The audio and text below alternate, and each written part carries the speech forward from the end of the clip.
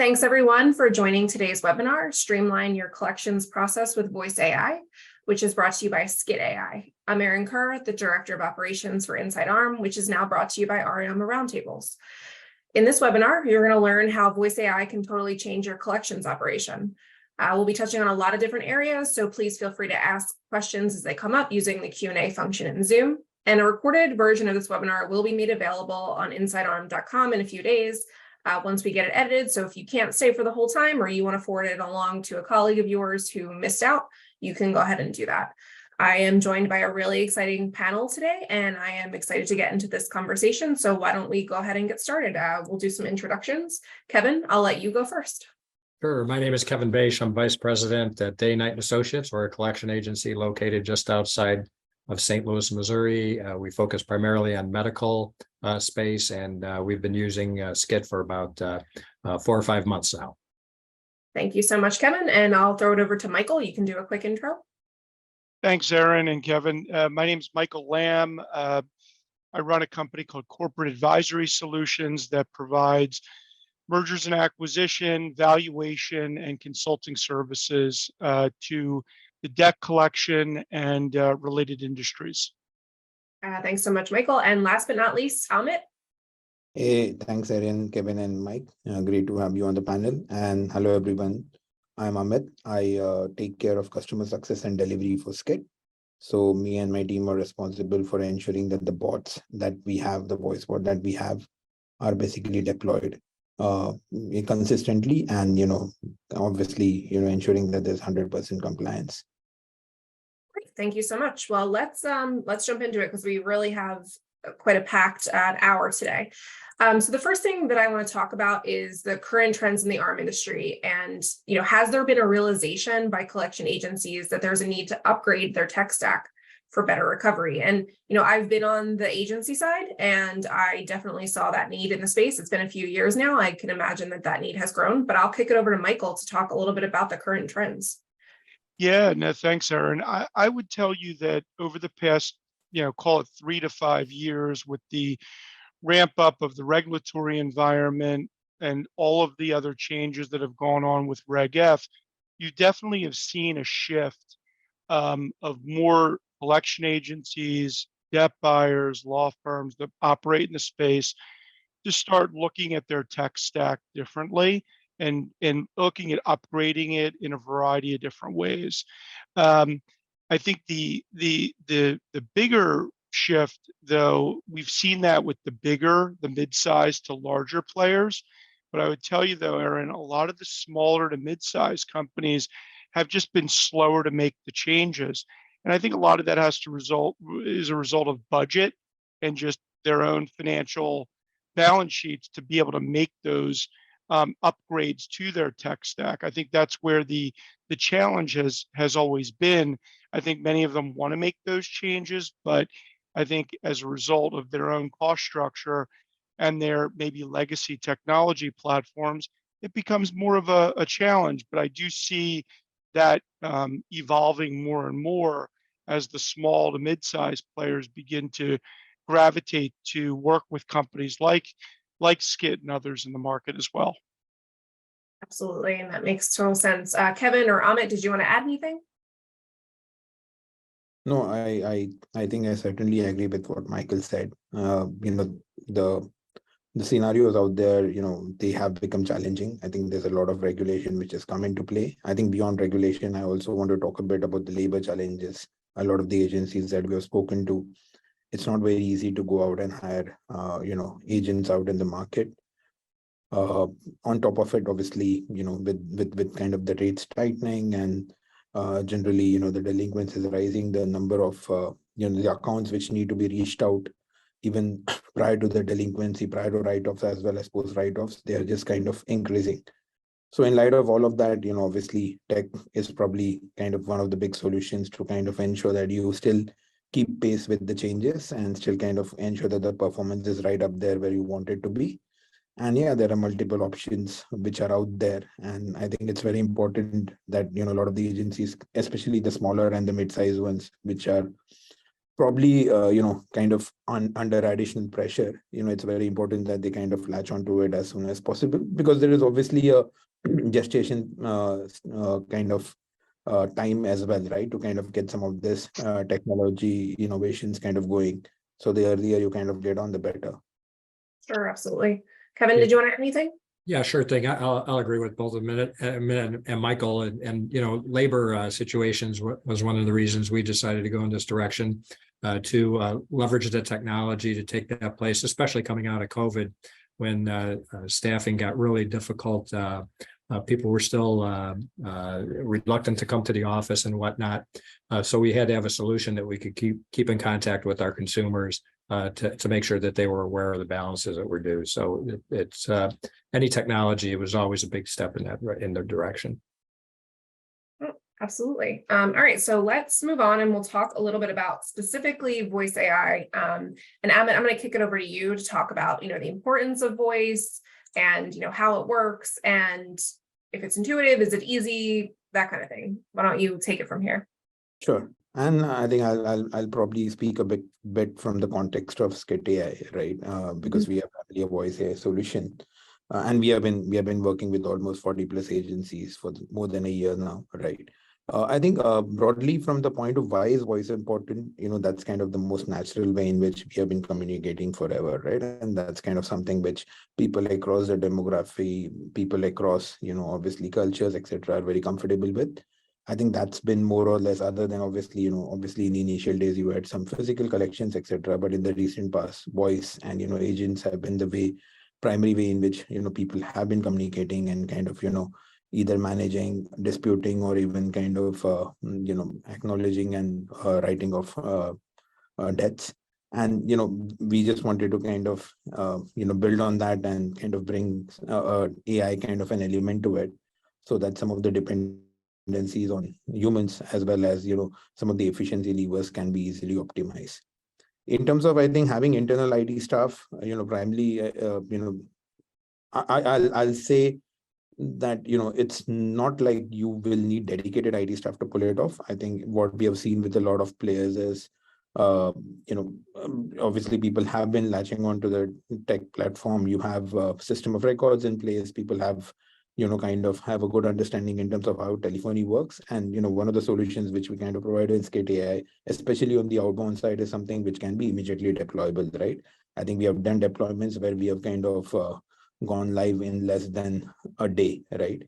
And that's something where we actually don't even need much from the IT stuff, I think, except for probably a few credentials, etc., to kind of get some of the payment gateway integrations going. On top of it, obviously there is another the whole inbound part of it, where we kind of I'll say it's an IVR plus kind of a solution where rather than just having a one-way exchange, we have a proper AI-backed kind of a conversational bot, which doesn't just kind of manage some of the simplistic transactions, but also is able to kind of build on top of it and be able to kind of even do end-to-end conversations and resolutions with customers.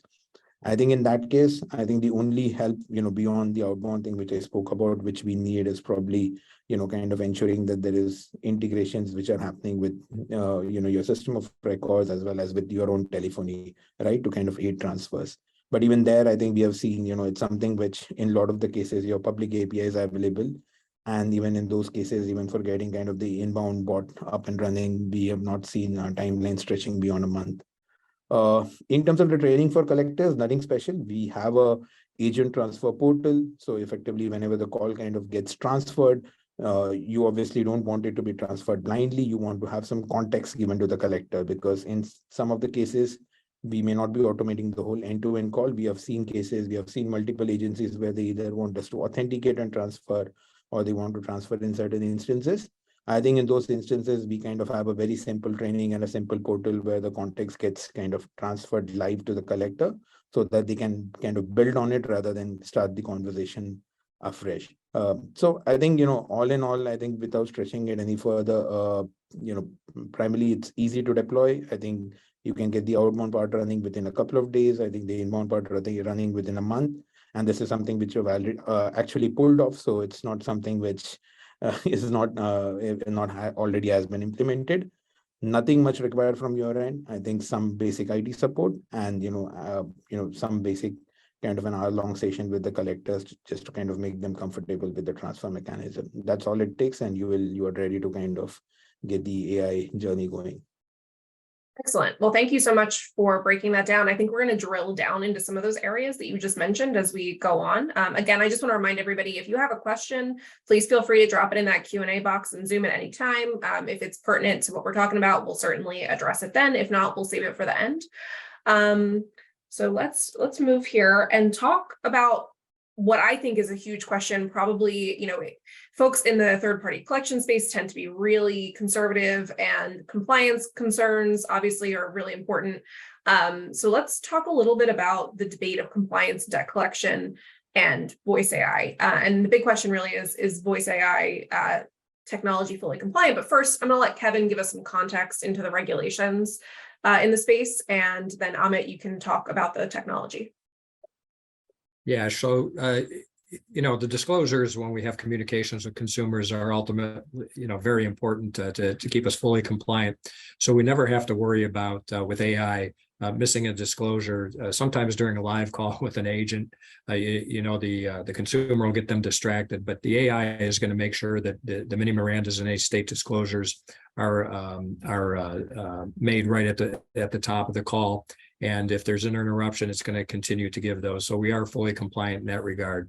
And the other thing is people are able to engage on a level with the AI that there'll be a back and forth conversation, and AI will be able to make negotiated payments and identify right party, and particularly right party. Various clients have different waterfalls of what a right party verification might look like, and it could be programmed for your various clients to determine if you have a right party to keep compliant. Thanks so much, Kevin. Yeah, and I'll just add, one of the big questions that I got when I worked on something like this was sort of, well, what if it just starts talking about any old subject, like, I don't know, the Jets game last night, for instance. It can only talk about what you let it talk about, right? And I'll turn over to Amit to talk a little bit more about that technology, but I think that maybe sometimes people get a little ahead of themselves in terms of what exactly that voice AI is going to do. Yeah, sure. I think broadly, obviously, compliance is something which is very important, generally for debt collection space. So obviously there's a debt collection aspect to it, which is regulated by the FDCPA. Then you also have some of the telephony kind of restrictions which come in through DCPA, right? So all in all, I think all of it has to be kind of adhered to, and we are cognizant of it. And kind of the whole way that we have built the product is we have kind of done it compliance first, right? So rather than really even focusing on performance initially, I think the first mandate which was given to our internal tech teams and product teams is to kind of get the compliance factors in place and ensure that there's absolutely zero zero kind of non-compliance over there, right? Now, having said that, obviously, I think if I have to talk about compliance, I think it's a journey which has to be taken together with the agency that we are working with as well, right? So obviously there are certain rules, whether it be kind of doing calling within certain limits, kind of ensuring that we are compliant with the time zones, or kind of ensuring that there's obviously no coercive methods which are used. Mini Miranda is kind of communicated very well, ensuring that third party, we are not communicating with any third party, and we are actually communicating with the real consumer who has the debt, who is kind of holding the debt. And all those things are something which we have kind of programmed in, right? But at the same point, there are certain aspects where we kind of ensure that we also take the agency guidance. So scripts, for example, right? I think one great thing about the bot is it won't be non-compliant on scripts, right? So effectively, if you kind of feed him, and to answer your question, it's kind of based on a rule-based machine learning model currently, right? So effectively, if we set the rules in such a way that there are obviously certain kind of limitations or guardrails in terms of the responses which kind of the voice bot can give out, right?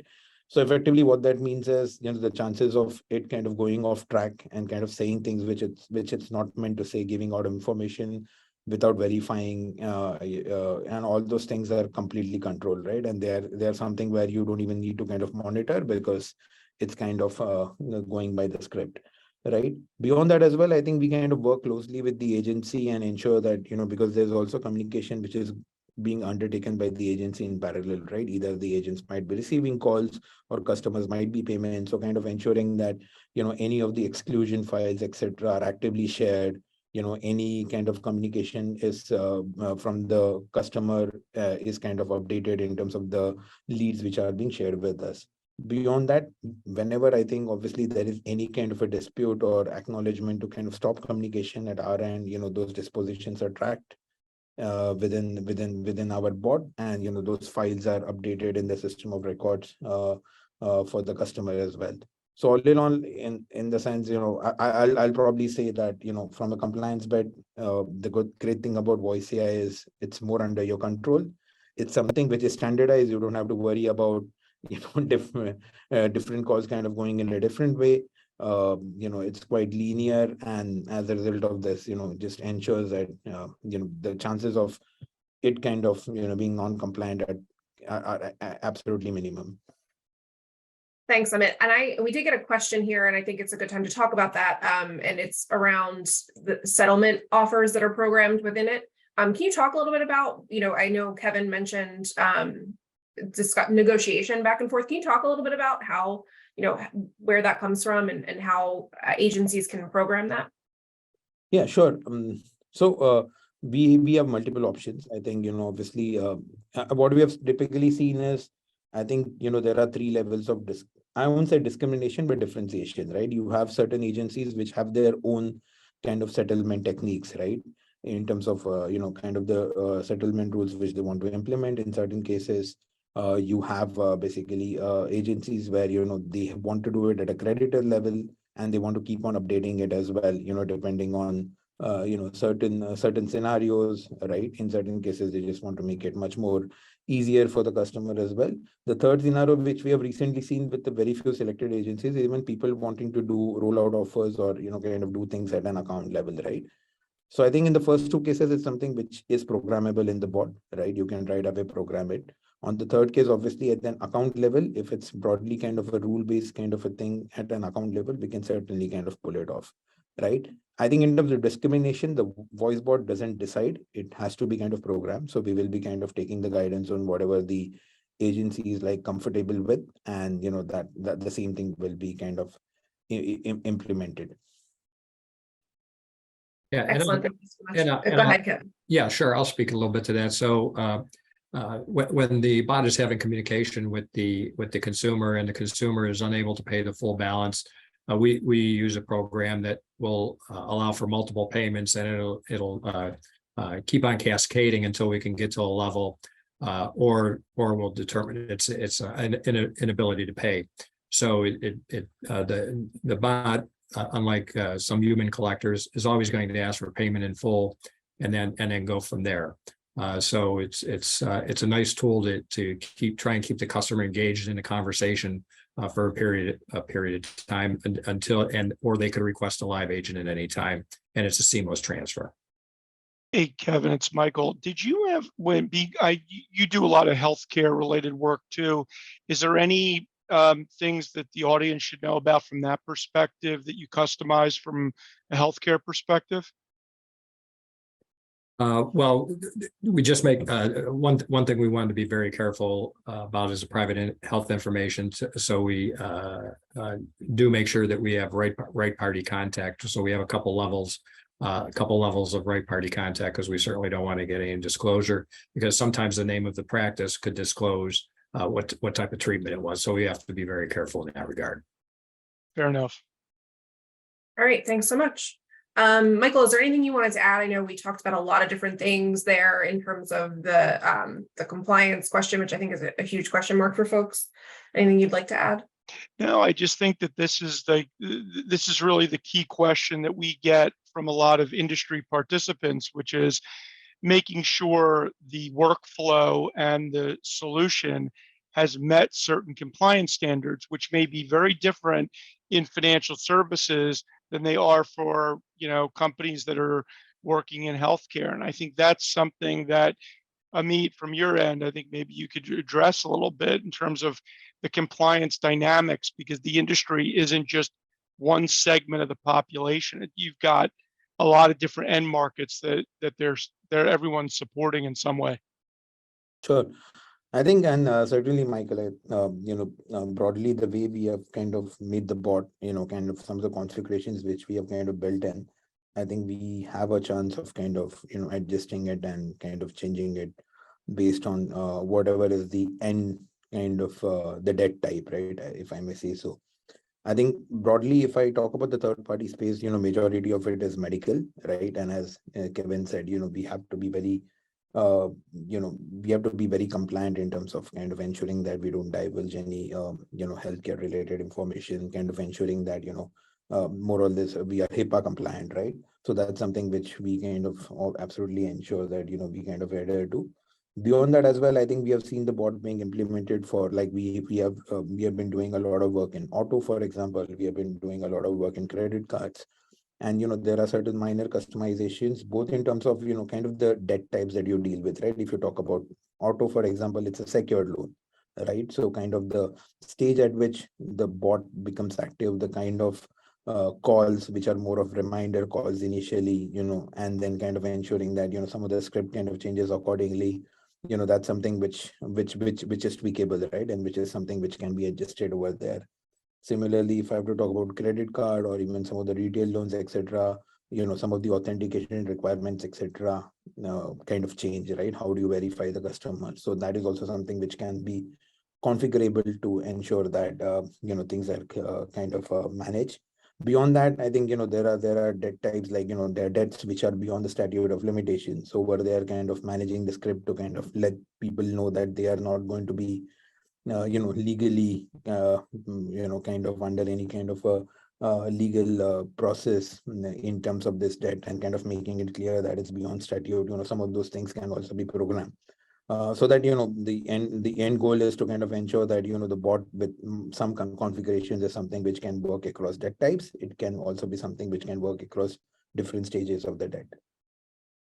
Okay, excellent. Well, thank you so much. We do have quite a few questions that have come in, and we have a lot of other stuff to cover. So I'm going to just move us forward here. I have a couple of questions about the compliance related. So let's go to those now. How are states who require registration of collectors looking at AI participation in the process? Does anyone have an answer to that? This is not a question I've heard, and I think it's a great one. Does anyone have any thoughts on that? All right, well, I will be happy to flip that question over to Missy Megason, who's our general counsel and editor of Inside Arm News, and we can take a dive into that to see if that's been on the radar anywhere, for sure. Sorry we couldn't get an answer to the person who answered that question, but I think it's a really, really good one. All right, let's see here.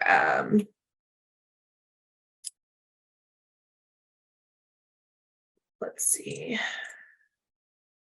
Or what about hallucinations from the AI? Now, that's not a term I'm familiar with. Amit, I'm assuming this is for you. Have you been able to eliminate that in your model?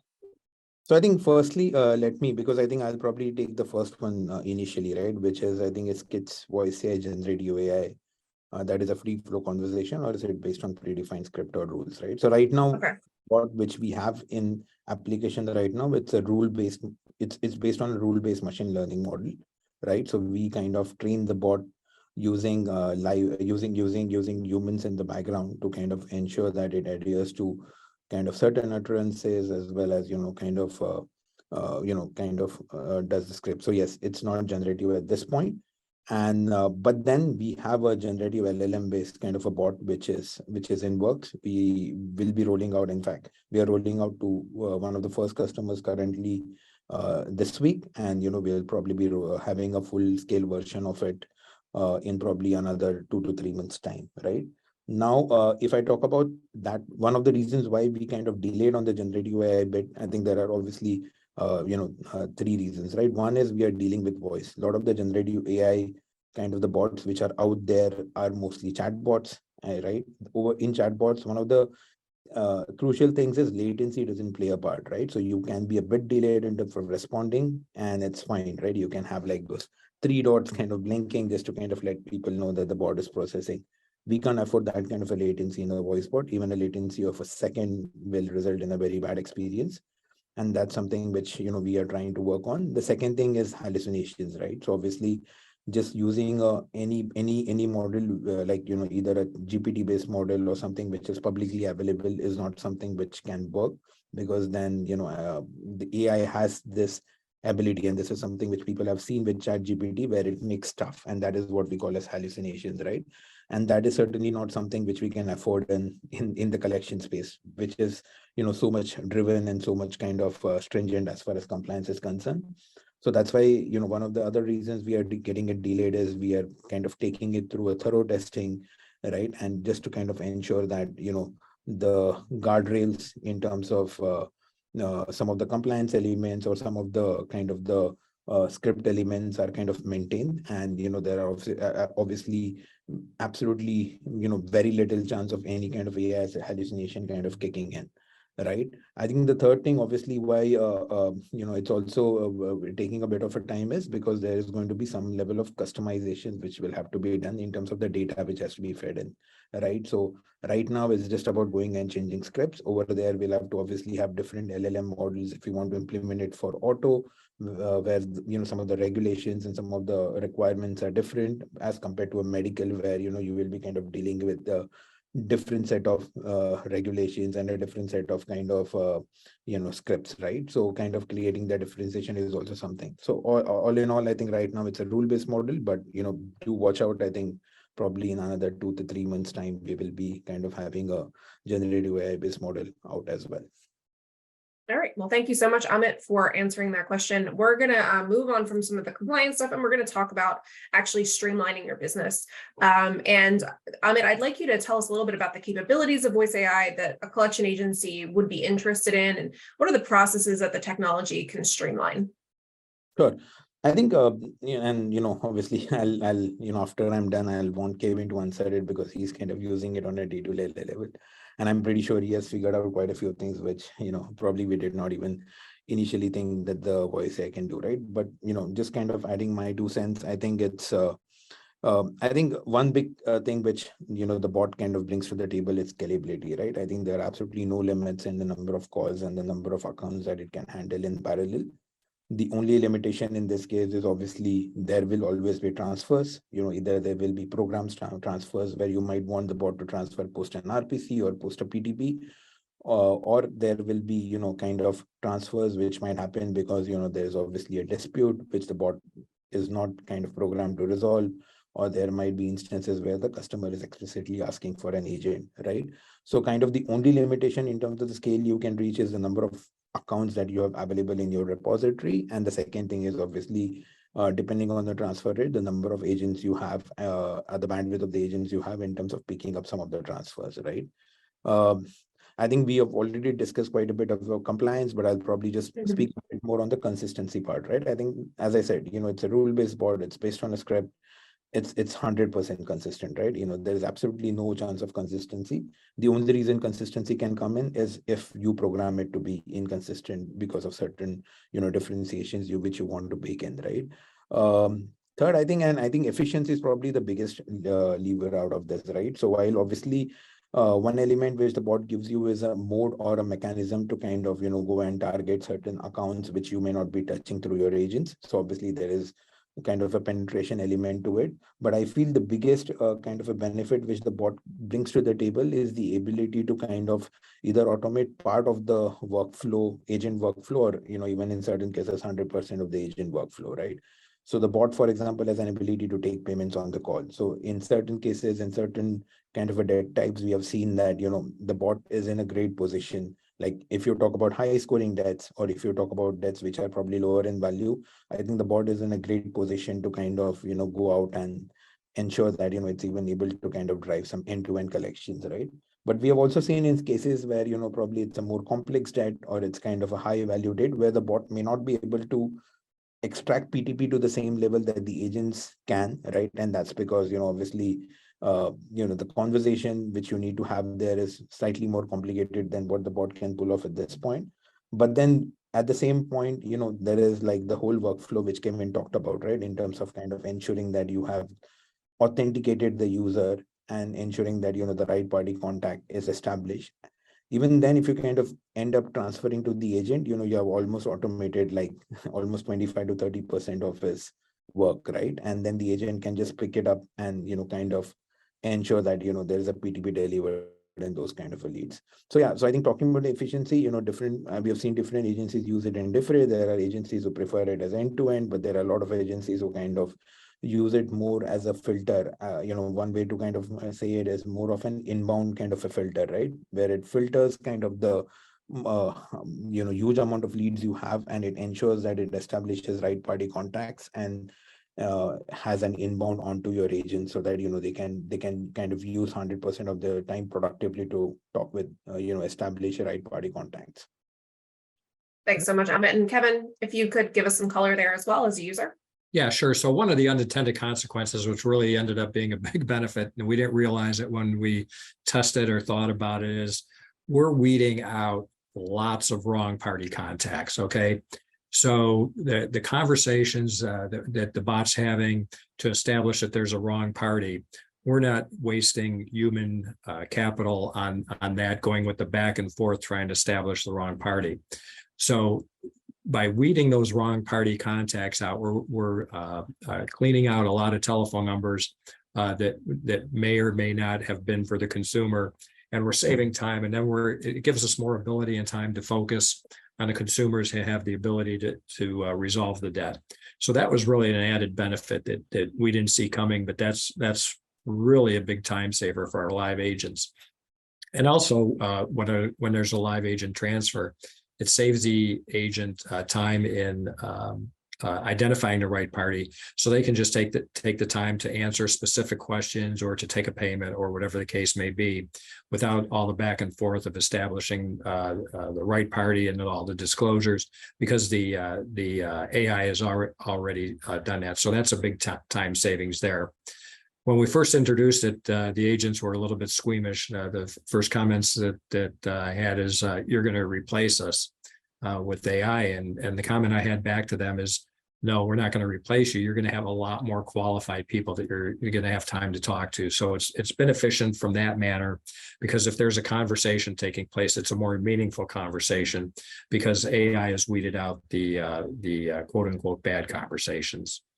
One other thing I will say, which I was fascinated with, we listened to a lot of the calls, and we could get transcripts. And I just happened to listen to a call a couple of days ago when the party that answered the phone indicated that the party we were looking for was deceased.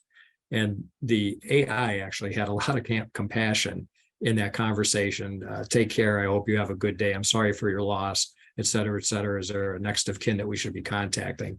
And that was really kind of blew me away, the intelligence of that conversation that took place. Yeah, thanks a lot, Kevin. So we talked a little bit about your agent's initial reaction to the voice AI product. Can you talk a little bit more about, you can get further into that reaction, or maybe talk a little bit about how it solves some staffing issues for you? Yeah, sure. So like I mentioned, when I first mentioned we were going to start working with this, there was a little bit of trepidation on their part, but now they're fully embraced, because they know the conversation that's coming because of the portal. So they know they can have the questions answered before they even start talking to the consumer. And the benefit on the consumer side, as opposed to a live agent starting the call, is it's already pre-screened, so they already know who the creditor is, they know the amount, they know the date of service. So it's a nice pre-screening tool, which allows the agents to focus their time on those important conversations and do away with a lot of the trivial parts of the conversation. So it really has been a big time saver. That's great. So let's talk about how consumers are reacting to this technology. And you gave us a really good example just a minute ago about the compassion that really could be found in the bot. But have you had any consumer feedback? very little opt-outs. There'll be some consumers, primarily older folks, who will ask for an agent sooner rather than later, but younger generation is very comfortable interacting with the bot. So consumers who may be in their mid to late 70s, they're going to ask for agent transfer a lot sooner in the call, what we've found. But younger generation fully engaged. Yeah, I think it's an expectation now in financial services generally, and so consumers would expect that. How about Michael? Do you have any thoughts on consumer acceptance? Yeah, I mean, I think the younger generation, if you want to put them in a bucket of 20 to 30, 35, I think you're going to see more adoption there than you will with some of the older generations. But I think as this continues to become kind of the way it is, or the new norm, I think you're going to see that acceptance level go up too with the older generations as well. I wonder, Kevin, this is kind of a question for you, because you just launched. When did you launch Skit? Did you launch it a few months ago? I believe April of this year. So was that it was kind of post-tax season for you, right? It was, yes. So I'm wondering, as kind of you look forward from, it's September, so you got plenty of time to start thinking about how you could implement Skit or utilize it even more effectively in a tax season period, which is usually, for most people, their best quarter of performance. That's something that I think, when you look at the consumer reaction, Aaron, it becomes even more of a topic, because that first quarter, if this can drive better results in that period to talk to more consumers or interact with more consumers, I think the tax season performance should also get a lift too. Yeah, I would say that one of the best applications for voice in my experience has been for that, what we would call low-hanging fruit. Someone who just wants to call and make a payment. They don't necessarily need to talk to somebody because they don't really have an issue that they need to work out. They just want to make a payment, which is a lot of consumers in tax season, to your point, Michael. And I do think that, getting ahead of that now for a lot of folks would be, super beneficial for them in early 2024. So, all right. So we have a couple of questions that have come in. This one's for Amit. Can the bot be used for both English and Spanish interaction? So right now, the bot is primarily for English. I think we are working on the Spanish bot rollout, and the timelines for it will be probably around end October, early November, right? But yes, I think that's also in works, and we will be Spanish. Excellent. And then let's see here. Does Skit provide any APIs to be able to download call recordings and/or transcripts, or another way to be able to download them in an automated manner? I think that's a good question. We have a portal where, the minute a call in fact, while the call is going on, it's kind of gets populated in the portal as well. And it's completely searchable. We'll be keeping the recordings for 5 years, right? So effectively, if portal access is something which is not a problem, and which is the case with a lot of agencies, we provide access to the portal so that they can, kind of go through the calls, kind of download them, and you can also sort and dice them in the manner which you like, right? Beyond that as well, obviously, if there's a customized requirement, I think we have seen certain agencies where they want to kind of download all those recordings and have it in their own kind of a repository, or have it on their kind of downloaded onto their own premises. I think we have the capability to kind of have customized APIs which we can set up to ensure that, that downloadable function is available as well. All right, excellent. And then I have one more question for Kevin. We want to talk, obviously, we've talked about compliance, we've talked about the technology. Let's talk about the bottom line now. What has been your experience in terms of Skit AI affecting your top and bottom lines and ROI? Yeah, so we're just a little bit into it. We're about 5 months into it, and the first couple months were a little bit of a learning curve. But it was very simple to get up and running. Simple CSV file upload, and the calls start rolling in. But I will say our agents' performance has increased. And again, I go back to that wrong party contact. They're not engaging in these wrong party. Is this Joe Smith? What do you want Joe Smith for? Et cetera, et cetera. Those endless calls that go nowhere to get somebody to identify themselves. So there's been a lot less of that. So there has been more productivity, and their results have shown that as well. Excellent, great. A couple of more questions here. What is a good resource to learn more about various AI models and functionality? They are not identical, but are being treated as such. Amit, do you have a thought about that, or maybe Michael? I think I'll probably just understand the resources part, right? I think there's a lot of I think there is more than enough material, right, which is out there. I think a good way to start can be, you have YouTube, you have like multiple videos which kind of start explaining some of those things in a very easy to understand kind of a fashion, and then later on you kind of start getting more deeper in terms of really understanding how do each of these AI models start being applicable for the industry where you want to kind of operate those then, right? Whether it be collections or whether it be customer service and so on and so forth. All right, and then we also have a question here. Are providers providing redundancy plans since the database and configuration is specific to the instance? I'm not sure what that means. So if you ask that question and you can elaborate a little bit, if you could just put that in the chat, maybe we can get you an answer for that if that works for everybody. Okay. And then this question actually goes to something, Kevin, that you just mentioned, which is getting up and running, right? So it says, how does the management staff manage this? And by this, I'm assuming they mean the bot. All too often, we get a game-changing new technology that is cumbersome and difficult to understand. So what has your experience been there?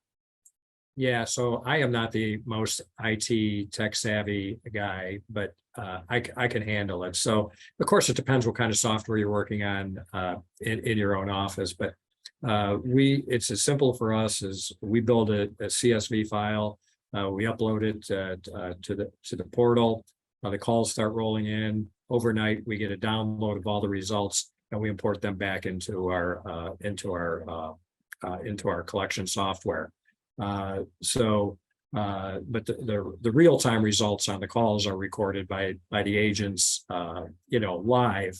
But the calls that are not necessarily agent transferred, again, we get a download at the end of the night that has multiple dispositions of the consumer, whether it's wrong party contact, promise to pay, a cease and desist, attorney representation, whatever it might be. We have a list of about 7 or 8 common dispositions that are then downloaded back into our collection software. Excellent, thank you. And adding to it, Erin, right? I think we have a dedicated kind of a customer success team member, right? Account manager who is kind of dedicated to kind of ensuring that the onboarding goes well. Any challenges which the agencies might face in terms of kind of using the platform or kind of integrating it with their current systems, whether it be kind of figuring out how much agent bandwidth is required, whether it be kind of figuring out how does it kind of figure in terms of their some of the rules and regulations which their creditors might have. So we are available, and we kind of ensure that there's a handholding provided for the first couple of months to kind of just ensure that it kind of continues in a very undistributed fashion. Thanks a lot, Amit. Michael, did you want to add anything? No, I think they covered it. Great. All right, this is a topic, AI and live agents. We've talked about this sort of throughout the course of this webinar. We've talked about how agents initially reacted to using AI, and then how they're enjoying it now. Does anyone want to add anything here? Kevin, maybe from your perspective, anything that we didn't hit on in terms of how how it can work with agents? Yeah, so we're rolling through a lot more attempted contacts than we did prior to AI. And the reason is the efficiency.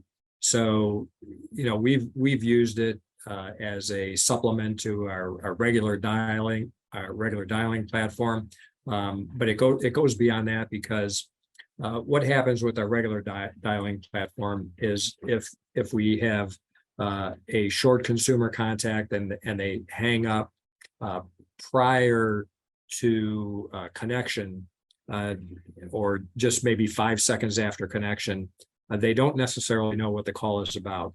But with the bot, if they hang up, once they've identified themselves, if they hang up, they're aware of the creditor. Even if we don't get a live agent transfer, we get an aborted call, 20, 30 seconds in, at least the consumer is now aware of the outstanding obligation. And what we'll see is a day or two later, when we're posting online payments or what have you, we'll see that the bot made call that we had attempted contacts from the bot, 2-3 days prior, and there was no other attributable circumstance that we can attribute that payment to, other than the conversation that was cut short by the consumer after they heard who the creditor was. Yeah, that goes to something that I've heard about. We've talked about it in terms of lettering and emails and text messaging, but sort of this holistic approach that just reinforces to the consumer that you're real, the debt is real, and it's legitimate, and then they should make a payment, right? So it's just another reinforcement in that area. Michael or Amit, anything to add before we move to Q&A? And we do have some additional questions in the queue. I think, yeah, I'll more or less agree with what Kevin said, right? I think obviously in terms of the efficiency and the cost, I think the bot is obviously, much better than the agent. Obviously the cost, it's probably around, kind of 20 to 30% of what a live agent will be. Efficiency, just because, you are kind of concurrently doing multiple calls. The bot doesn't have any off days. You can kind of use it literally 24/7, right? So effectively from that angle, obviously the efficiency is multifold. On the accuracy bit, as I said, finally at the end of the day, it's based on a model, right? So it may not be possible that, and then obviously there is also the whole part about, some of the consumers may not be kind of fully, the psychological thing about, kind of disconnecting the call, as Kevin said, might be a bit higher as compared to an agent. But then what the bot does great is it kind of, in terms of at least communicating and kind of ensuring that the customer is aware in terms of what the call is all about. Beyond that is also very great in terms of, even if you're transferring to the agent, kind of at least ensuring that some part of the workflow is kind of automated, right? So probably from an accuracy level, I think it's slightly lesser, but kind of with the scale as well as the cost element, it more than makes up for the gap. Thanks. I just have, Aaron, I just have one thing to add, and it's going back to what Kevin said. This labor shortage that we have in this industry, and frankly, many different industries are dealing with the same dynamic. This solution and this capability that exists, I don't see how you don't implement something like this. It seems to me, with the challenges with finding people, this is a great option that should be played out as a result of that. But thanks a lot, Michael. I appreciate that. So we'll open Q&A. I have some questions here. Let's see. How does the AI handle irate, abusive customer calls? Does it identify the tone and transfer such calls to live agents? Amit, you want to take the first shot at that one?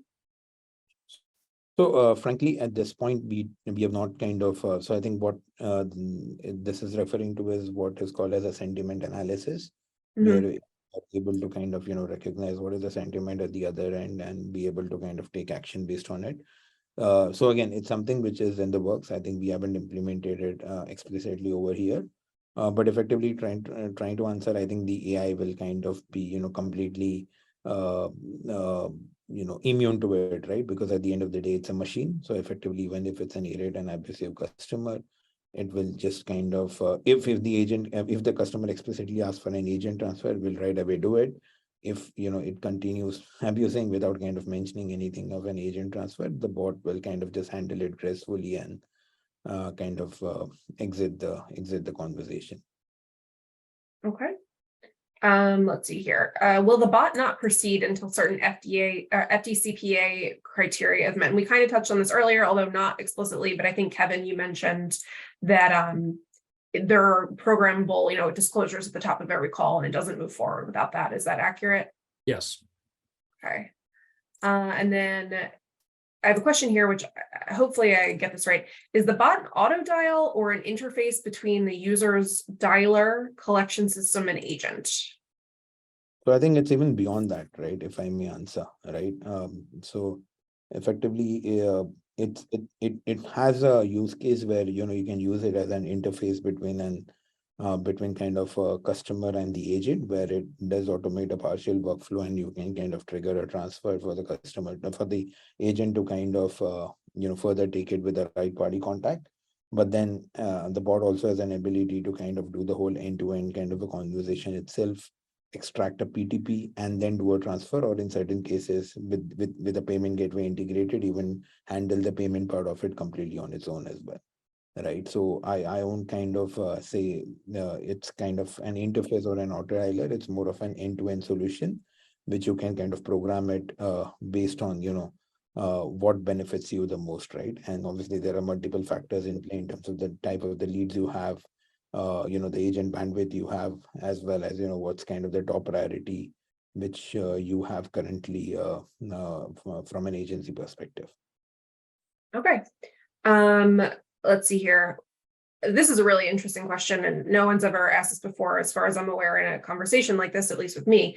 What are the benefits and drawbacks of telling customers that they're interacting with an artificial intelligence agent? Is that something that you do? And what do you see? What do you like? What kind of customer reaction are you seeing?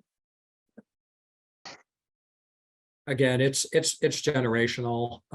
What we did is we actually gave our bot a name. Okay.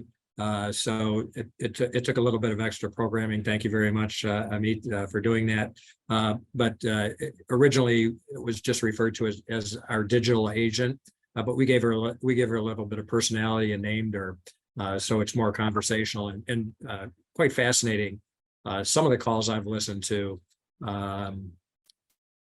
although we disclosed that she is a digital agent, once you get a little bit into the back and forth, the consumer kind of forgets about it. It in some conversation, in some situational conversations, the consumer actually forgets they're talking to a bot. I've heard them, wish them a nice day, God bless, whatever, when they're talking to the bot. It's quite fascinating.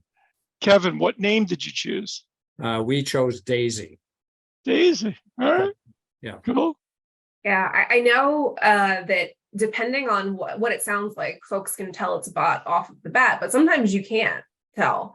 And I think that, there's some benefit in making it clear that it's a bot, so that people don't have the same expectation that they would with a human conversation. But I think, it's an interesting topic. Let's see, we have question here. Can the AI be set up to answer specific questions on different portfolios?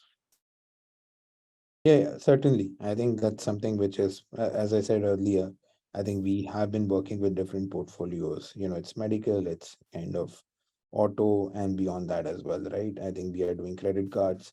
So effectively, if there is anything which needs to be kind of answered, and again, I think right now we are just restricting the bot to kind of, I think the end goal is to kind of figure out a way by which we automate part or whole of the collection process, right? So anything which can help in this, right? Either in terms of kind of ensuring that, more information is passed on to the consumer, so that, he or she is able to kind of, resolve the debt faster, or anything which can generally help in, kind of,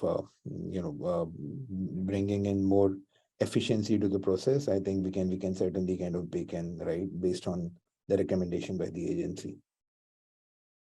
Excellent. A question here specifically about outbound voice AI. How does the outbound voice AI work? Amit or Kevin, do you want to take a crack at that?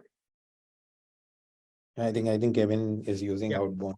So we're specifically using outbound now. Inbound is a little more complicated, and we have that on the table. So like I said, we're specifically using outbound, and it's supplemented our dialing system. So outbound was very simple to set up. Okay. And then I have one more question here. What are the foundational models underpinning the AI? Are they LLMs? And Amit, I'll let you answer that and also explain to the audience what a LLM is in case they don't know. Sure. So I think I'll first kind of explain LLM, right? LLM, I think, is obviously kind of the big buzzword out in AI currently. I think, a lot of you guys might have heard of ChatGPT, which is a kind of a LLM model. I think one key difference. So what we are currently using in the board, as I explained further, it's a rule-based ML model, right? Now, one of the big differences between the rule-based ML model and an LLM model is the amount of human training which is required, right? In case of a rule-based LLM model, you need to kind of train the model using a human kind of a team in the background to kind of be able to kind of understand different utterances and kind of different scenarios and ensure that the bot is able to appropriately react to it. In LLM, on the other hand, you kind of ingest large amount of data and the bot kind of the model kind of trains itself, right? So effectively, I think in terms of being able to handle some of the probably I might say deviations and or not so normal deviations, etc. The great thing about LLM model is as long as it's there in the data, the bot doesn't need to be trained on it. I think it gets an ability to kind of manage it by itself. But then at the same point, obviously there are still certain challenges in terms of implementing LLM for voice, right? Because a lot of the LLM models right now, in fact, almost 95% of them are implemented for chatbots, right? So effectively, that's something which we are working on. As I said earlier, I think we are confident that within the next 3-4 months, we should be in a position to kind of roll out LLM for the collection use case as well. Excellent. Thank you so much. Well, we have a couple of minutes. So if you do have a final question, please do put it in the Q&A, but I will, let's see, we have one here. Aaron, I have one too for me, but go ahead. Yeah, this question's for Kevin. All said, did the outbound voice AI save OpEx, what percent, and or improve recovery rate in your shop? You don't have to answer super specifically, but if you could just give us an idea of the improvement recovery rate. Yeah, so it did improve our recovery rate to what extent it's a TBD, to be determined, because as we mentioned before, did the bot a call from 3 days ago do it? Did it reinforce a letter? Did it reinforce a text that it was sent out 7 days before that? Did it reinforce some other communication 30 days before that? So we are seeing an increase in recoveries, with the new technology, but to put a specific number on that, we're still kind of crunching the numbers really hard. But anecdotally, we wouldn't continue to use it if we didn't see results. Excellent. Thanks so much. Michael, go ahead. Yeah, no, I just had a question for Amit. Is there anything else that's new beyond, I think you said earlier, Spanish speaking is something that's being contemplated by SCID? Is there any other new technology, new R&D that you're doing on the product?